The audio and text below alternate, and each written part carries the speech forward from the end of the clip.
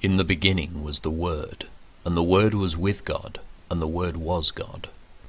In him was life, and that life was the light of all mankind. The light shines in the darkness, and the darkness has not overcome it.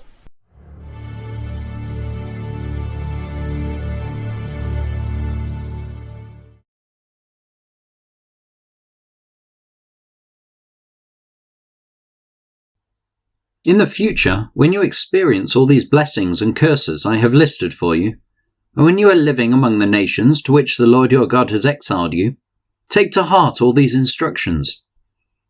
If at that time you and your children return to the Lord your God, and if you obey with all your heart and all your soul all the commands I have given you today, then the Lord your God will restore your fortunes. He will have mercy on you and gather you back from all the nations where he has scattered you. Even though you are banished to the ends of the earth, the Lord your God will gather you from there and bring you back again. The Lord your God will return you to the land that belonged to your ancestors, and you will possess that land again. Then he will make you even more prosperous and numerous than your ancestors. The Lord your God will change your heart and the hearts of all your descendants, so that you will love him with all your heart and soul, and so you may live. The Lord your God will inflict all these curses on your enemies and on those who hate and persecute you. Then you will again obey the Lord and keep all his commands that I am giving you today. The Lord your God will then make you successful in everything you do. He will give you many children and numerous livestock, and he will cause your fields to produce abundant harvests. For the Lord will again delight in being good to you as he was to your ancestors. The Lord your God will delight in you if you obey his voice and keep his commands and decrees written in this book of instruction, and if you turn to the Lord your God with all your heart and soul. This command I am giving you today is not too difficult for you to understand, and it is not beyond your reach. It is not kept in heaven so distant that you must ask, who will go up to heaven and bring it down so we can hear it and obey? It is not kept beyond the sea so far away that you must ask, who will cross the sea to bring it to us so we can hear it and obey? No, the message is very close at hand. It is on your lips and in your heart, so that you can obey it.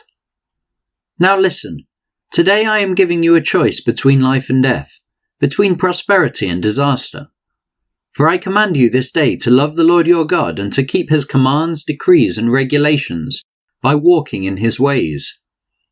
If you do this, you will live and multiply, and the Lord your God will bless you in the land you are about to enter and occupy. But if your heart turns away and you refuse to listen, and if you are drawn away to serve and worship other gods, then I warn you now that you will certainly be destroyed.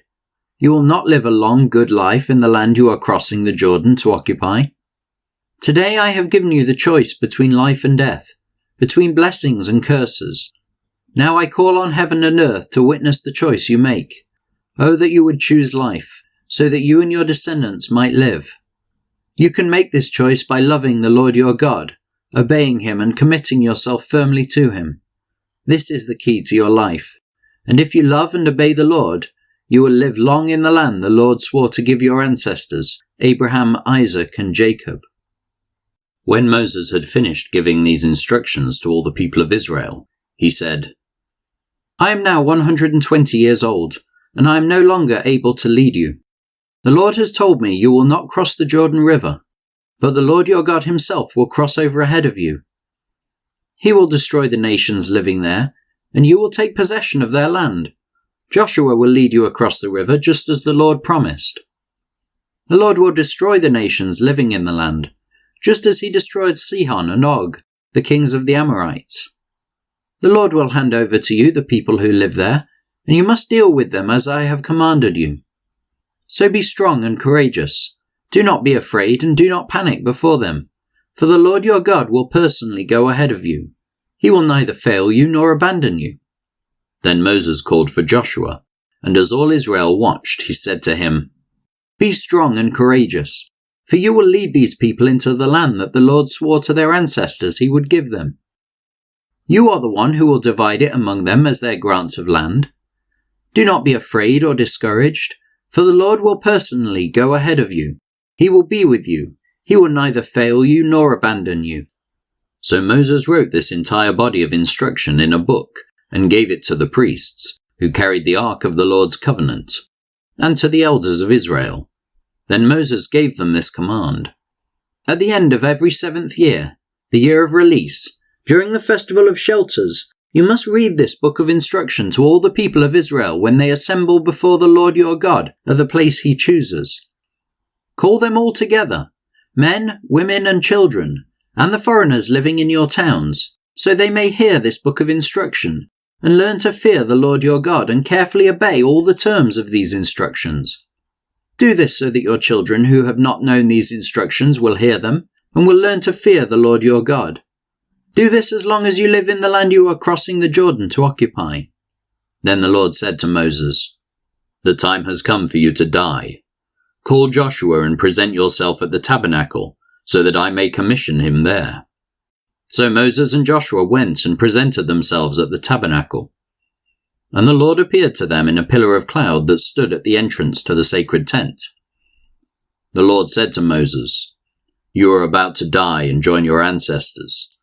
After you are gone, these people will begin to worship foreign gods, the gods of the land where they are going. They will abandon me and break my covenant that I have made with them. Then my anger will blaze forth against them. I will abandon them, hiding my face from them, and they will be devoured. Terrible trouble will come down on them, and on that day they will say, These disasters have come down on us because God is no longer among us. At that time I will hide my face from them on account of all the evil they commit by worshipping other gods. So write down the words of this song, and teach it to the people of Israel. Help them learn it so it may serve as a witness for me against them. For I will bring them into the land I swore to give their ancestors, a land flowing with milk and honey. There they will become prosperous, eat all the food they want, and become fat. But they will begin to worship other gods. They will despise me and break my covenant. And when great disasters come down on them, this song will stand as evidence against them, for it will never be forgotten by their descendants. I know the intentions of these people, even now before they have entered the land I swore to give them. So that very day Moses wrote down the words of the song and taught it to the Israelites. Then the Lord commissioned Joshua son of Nun with these words, Be strong and courageous, for you must bring the people of Israel into the land I swore to give them. I will be with you. When Moses had finished writing this entire body of instruction in a book, he gave this command to the Levites who carried the ark of the Lord's covenant. Take this book of instruction and place it beside the ark of the covenant of the Lord your God, so it may remain there as a witness against the people of Israel. For I know how rebellious and stubborn you are. Even now, while I am still alive and am here with you, you have rebelled against the Lord. How much more rebellious will you be after my death? Now summon all the elders and officials of your tribes, so that I can speak to them directly, and call heaven and earth to witness against them. I know that after my death you will become utterly corrupt, and will turn from the way I have commanded you to follow. In the days to come, disaster will come down on you, for you will do what is evil in the Lord's sight, making him very angry with your actions.